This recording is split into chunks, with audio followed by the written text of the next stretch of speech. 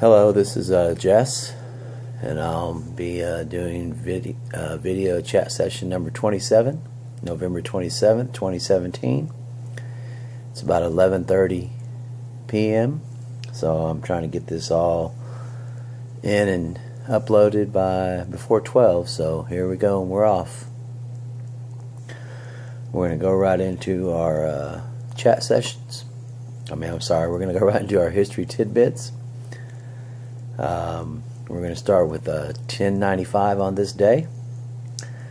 Pope Urban II makes perhaps the most influential speech of the Middle Ages, giving rise to the Crusades by calling all Christians in Europe to war against Muslims in order to reclaim the Holy Land with a cry of Des Voeux, or God wills it. It was a call after Jerusalem was taken and the Christians were not allowed to come there and worship like they'd been doing prior, and they had threatened to take Constantinople, and so he made a speech to the delegates. All these Christian people were there, and they took his word and spread it throughout Europe, and there was a huge crusade, and hundreds of thousands of people were killed. The Christian peasants had no military experience against the more militarized Muslim group that they were after. But by sheer number, they said they eventually were able to free Jerusalem. And shortly thereafter, the Pope that started it all passed away. But Jerusalem was recaptured. But it led to that was the first crusade, and it led to many others against the Muslims. And here we are today. We still have that fighting over there in the Middle East. Goes back a long way. There's a lot of history, but I think if we all decided to look at ourselves and realize that we don't have to continually repeat history by having wars and that kind of stuff, and realize that instead we need to focus on bettering our place as humans, as human beings. It is 2017, so yeah, that's way long ago, and it's time to make the change individually versus what we consider as a group of, following the past of the wars and different things that have come up over religion, and it's sort of crazy. But I think that of course money has taken over the reasons for war these days, the greed and the need to have and to have power. So I think if we just look at ourselves individually and maybe decide that that's not how we're going to handle things, then the world may be able to heal as a unified group of people, on the idea that there can be peace, and that peace is necessary in order to have harmony. Will there always be those kind of people that refuse it? Yeah, but I think as a majority, I think that the humans that just want to exist and have a life and do it without having to kill other people in order to live it, I think that's a fair goal for each of us to try to achieve. I'm not against defending myself or defending a cause that's rises up that's against humanity, but I think there is many better ways and choices. But I understand having to be be on the defense against an aggressor, and then if you have to take action, you do so. Okay, enough about that. That was the this day in 1095. We're going to go to 1940. The actor and martial arts expert Bruce Lee is born in San Francisco, California. In his all too brief career, Lee became a film star in Asia and a pop culture icon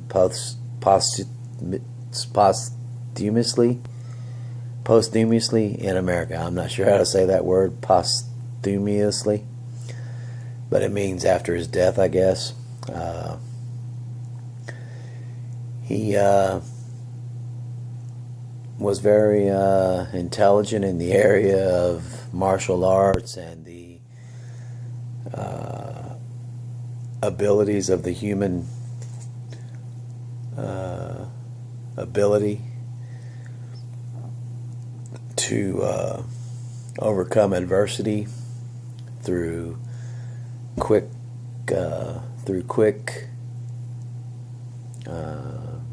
I'm not sure the right word through quick action, that if you trained your mind right, it would happen without you even having to think about it. He was told by many that trained him through his life that he had reached all the physical possibilities, and that his next battle was the spiritual battle. But he was known for his movies. He made a lot of movies concerning, the takedowns and the different things that he had learned over his lifetime, the different kinds of martial arts, and he became very respected. And of course, the Chinese were against him teaching his Chinese philosophical secrets, and the philosophical secrets of the Chinese were sacred, and they didn't think that it should be taught outside of China. But anyway, he went against that, and of course his death, there was conspiracies about he was murdered by the Chinese gangs that, like I said, were opposed to him teaching his martial arts expertise in the United States. Alright, now we're going to go ahead and do another little bit of tidbit in history. Normally I just do two, but this was worth mentioning. We're going to go to 1942. Guitar legend Jimi Hendrix is born in Seattle. Hendrix grew up playing guitar, imitating blues greats like Muddy Waters as well as early rockers. He joined the Army in 1959 and became a paratrooper, but was honorably discharged in 1961 after an injury that exempted him from duty in Vietnam. And as the progression of time goes on, boy, if he had gone into Vietnam, no telling we might have missed out on his guitar genius. That's my opinion. He took the guitar to levels that are still trying to be understood today, in my opinion. I'm drinking soda instead of coffee tonight. But he lived a hard life, played with so many different greats throughout his short lifespan. But he also played the guitar like nobody else, and nobody has to this day, in my opinion. Now, are there great guitar players? Sure. But he was an innovator in the recording studio, as well as on the stage, theatrics, and the different things that he would do to entertain were stunning to the people that saw it, and amazing.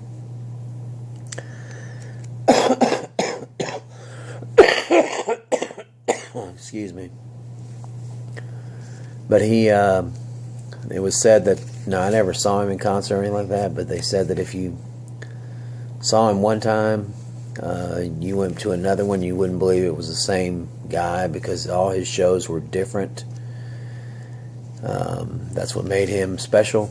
He didn't follow a pattern in life, and that could have been part of his demise at the end. He died at the age of 27, but he forever will live in my life through his music and his genius on the guitar. A lot of people might say this and that about him, but if they ever sat down and listened to a lot of his newly stuff that was released later by his family and the different groups that owned his works, he was amazing and a genius. So anyway, the what do you call it? The cool thing about Bruce Lee and Hendrix is that Seattle was an important part of their life. I've never been to Seattle, but I plan to go there soon. Hendrix was buried there along with his son in Seattle. And if I'm not mistaken, I believe Hendrix was also born there. Buried there. So, interesting little connection there, not only of the two greats, one being a martial arts expert and one being a guitar expert. They both were, their lives, a lot of it was based out of Seattle. So, okay, that's that. I did go on to something else now. I did have my initial CT scan performed today. Wasn't all that pleasant, but it wasn't all that bad like I had anticipated in my mind. Got injected with a bunch of dye, and they did all their scans and stuff, and so now I'm waiting for some results, so I know what my next step of treatment is going to be, if any, and I will be having a surgery, and I guess it's major. You get put under. To me, that's major, to make the area where the melanoma was found, to make sure that I'm clear on my margins, and if that's the case, then I'll be done, and if not, they'll tell me what has to happen next. But anyway, that's enough about that too. Like to share, a couple of nice things I've been thinking about lately. Charlie Price, Joel Price, and Avinia, and the times that we sat around and we played a ton of sequence. And me and Charlie for sure played way more cribbage games than probably anyone else has in the history of cribbage. We sure played a lot of them, and I sure hated beating him all the time. And that's not true. He beat me just as many times, if not more. He taught me how to play the game. Fun times. Yeah, we played a lot of cribbage, and I think about stuff like that now. I think about it often. They were good times with friends. But okay, we're going to go ahead and stop there, and we're going to end this chat session number 27. Just like I always try to, be truthful, be happy, and let's look out for each other, okay? Seattle won this week in Sunday football. I didn't do so great on my picks. There were a lot of close games, but I ended up probably falling way short of 50% this week on my picks. That's the way it is. Alright, well, we're going to end it now. It's, like I said, Monday, November 27th. Have a great evening.